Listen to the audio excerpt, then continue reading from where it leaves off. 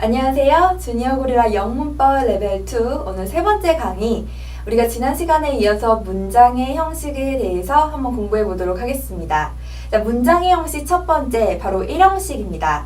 1형식은 주어와 동사로 이루어진 문장의 형식을 1형식이라고 하는데요. 문장의 주인공인 주어 그리고 동작, 고와 같은 동사 이렇게 보통 두 개의 단어로 이루어졌다고 할 수가 있겠습니다. She smiles. 그녀가 미소 짓는다. 이 문장과 같이요. 자, 그렇지만요. Her baby's sleep이라고 써여있는 이 문장 역시 1형식이 맞습니다. 마치 Her baby's sleep하고 세 개로 이루어진 것 같지만요. 이 babies가 누구의 아기들인지를 말하고 있는 her이기 때문에 her은 babies와 함께 한 덩어리임을 인식하실 수 있어야 합니다. 그녀가 따로 있고 아기들이 따로 있고 이 주인공이 두 개가 아니라 아기들은 아기들인데 그들의 아기도 아니고 그 아저씨의 아기도 아니고 그녀의 아기임을 나타내기 위한 her. 그렇기 때문에 이 her은 babies에 속하는 것이다. 자, 그렇게 보면 her babies라는 주어와 sleep이라는 동사 이렇게 해서 하나, 두 개로만 이루어진 1형식이 맞다는 거 보이시죠?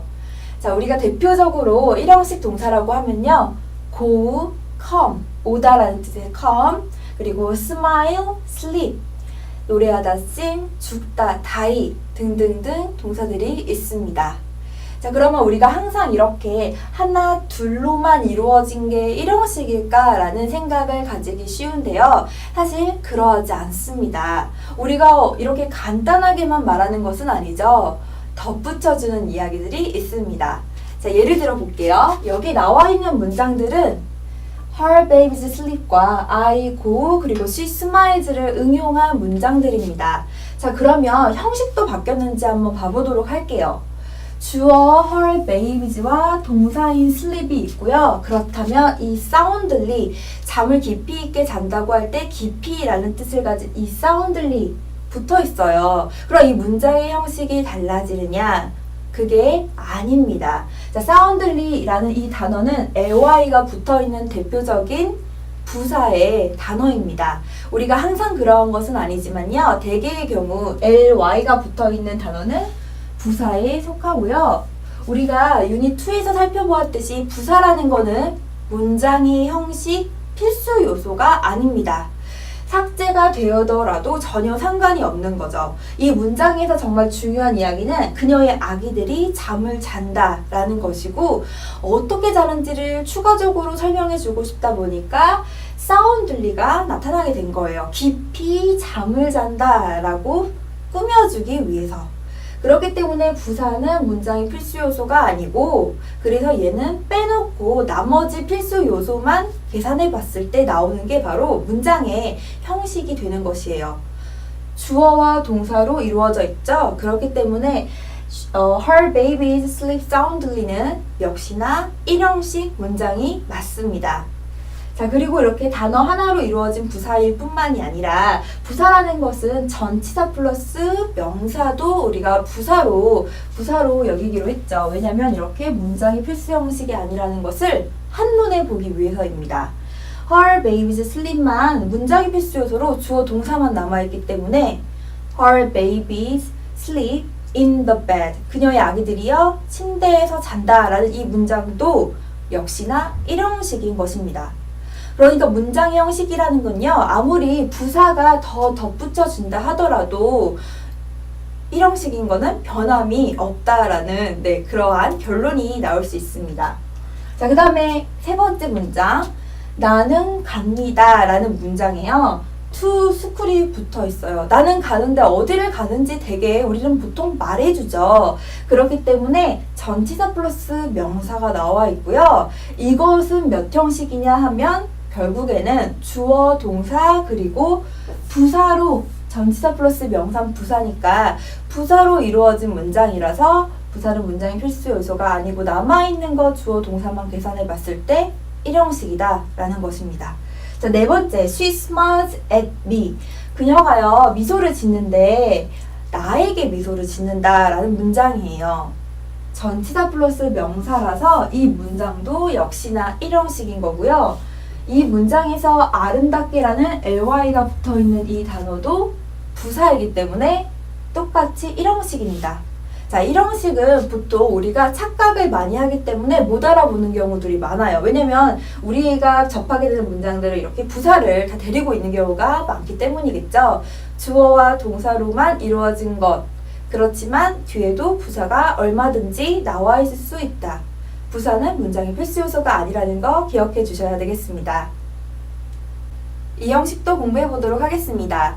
이 형식은 주어, 동사, 그리고 보어가 오는 문장의 형식을 이 형식이라고 하는데요. 보어는 바로 보충 설명어를 뜻합니다. 주어를 보충 설명해 주는 것이기 때문에 이 주어와 보어는 사실은 같은 상태, 같은 것을 가리키고 있는 문장이죠. He is handsome 이라는 이 문장에서 he라는 주어는 handsome이라는 보어와 동일합니다. 그는 잘생겼다 라고 해석을 할 수 있는 만큼 he가 handsome하고요. handsome한 거는 그입니다. 자, 밑에 있는 문장 He is busy. 그는 바쁘다 라고 해석하는 문장이죠. He is hungry. 그는 배고프다 라고 해석을 하는 문장입니다.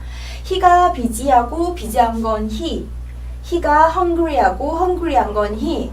마찬가지로 여 문장들도 이 문장들도 동일한 상태, 동일한 인물임을 알 수가 있습니다. 다만 우리가 좀 조심해야 할 것은 우리가 한국어로 해석했을 때 바쁘다, 배고프다 라고 해석을 하다 보니까 자칫 busy라는 것을 동사로 오해하기가 쉬워요. hungry라는 단어를 동사로 생각하기가 쉽습니다만 사실 이 busy라는 것은 우리가 직접적으로 해석을 해주자면 그는 바쁜 상태이다, 바쁜이다. He is hungry 하면 그는 배고픈이다. 이렇게 해석을 할 수 있는 형용사에 해당하는 단어들입니다. 형용사고요. 형용사. 그러면 우리가 왜 바쁘다라고 해석을 하느냐? 바로 이다라는 의미를 가지는 이 비동사 때문이에요. 무엇이다 라고 해석을 하고 있는 이 비동사 때문에 우린 바쁜이다, 즉 바쁘다, 배고픈이다, 배고프다 이렇게 자연스럽게 해석이 가능한 것이죠. 지금 보시다시피 handsome, busy, hungry 모두 형용사인 것을 볼 수 있는데요. 형용사라는 단어만이 보어의 역할을 수행하는 것은 아닙니다. 명사도 보어의 역할을 할 수가 있어요. He is an actor. 그는 배우이다. 이 문장에서도 파악하실 수 있듯이 actor라는 이 명사가 he이고요. he가 actor라는 것을 알 수 있습니다. 명사도 보어의 역할을 수행할 수가 있는 것입니다. 자, 이렇게 이 형식은 형용사와 또는 명사의 보호 역할을 수행하고 있는 문장입니다. 대표적인 동사, 지금 비동사로 우리가 이 문장들을 통해서 알 수 있었는데요. 사실 비동사만이 이 형식의 대표 동사는 아니에요. 바로 감각동사라는 것이 있습니다. 감각동사라고 하는 것은 우리가 감각기관이라고 할 수가 있고요. 얼굴에서 한번 찾아보실 수가 있어요. 눈, 코, 입, 귀 모두 감각기관이죠. 그리고 피부로도 느낄 수가 있습니다. 그래서 감각동사라고 하는 동사들은 feel, look, smell, taste 그리고 사운드 이렇게 5가지를 여러분들이 잘 알고 계셔야 합니다. 한번 해석도 해보도록 할게요. I feel hungry. 나는 배고프게 느껴집니다. You look nice. 너는 멋지게 보입니다. 자, 이렇게 해석을 해보면 배고프게, 멋지게 라고 해서 뭐뭐하게 라고 해석이 되는데요. 우리가 아까도 살펴봤듯이 한국어와 영어를 전환하는 과정에서 생기는 오해일 뿐 뭐뭐하게 라고 하면 부사를 많이 떠올리기가 쉬운데 사실 감각동사는 이 형식이기 때문에 부사가 아니라 형용사랑 어울려지는 동사입니다. 밑에 것도 계속 볼게요. It smells delicious. 이건 맛있게 냄새가 난다. 맛있는 냄새가 난다 라고 해석을 하실 수 있고요. The coffee tastes bitter. 이 커피는, 그 커피는 쓴 맛이 난다 라고 해석을 하실 수 있습니다. 쓰게 맛이 난다 라고 해도 나쁘진 않겠죠? That sounds perfect. 자, perfect 하면 완벽한이란 형용사로 완벽하게 들린다. 즉, 그게 괜찮은데 라고 우리가 칭찬할 때 that sounds perfect 많이 쓰죠. 그건 완벽하게 들린다. 이렇게 해석할 수 있는 마지막 문장까지 한번 봐보았습니다. 자, 우리가 hungry, nice, delicious, bitter, perfect 모두 형용사로 알고 있는 단어들이고요. 형용사를 사용한 감각동사, 이형식 동사라는 거를 지금 막 공부를 했는데 우리가 형용사 말고도 명사도 보어의 역할을 수행할 수 있기 때문에 사실은 요 뒤에 명사도 붙일 수가 있어요. 다만 명사로 우리가 감각동사를 표현하려고 하면 like가 필요하고요. 여기서의 like는 좋아하다의 like가 아니라 즉 동사 like가 아니라 뭐뭐처럼 뭐뭐와 같이라고 해석이 되는 동사가 아닌 like입니다. 예로 하면 2개 정도 보도록 할게요. 우리가 친구들끼리 아주 친한 경우에는 너는 멋져 보여 이런 오글거리는 말이 아니라 야, 너 오늘 왜 이렇게 바보 같냐 이런 얘기를 오히려 더 하죠. 자, 우리가 바보 같다 라고 할 때 바보는요 영어로 idiot라는 명사를 사용할 수가 있습니다.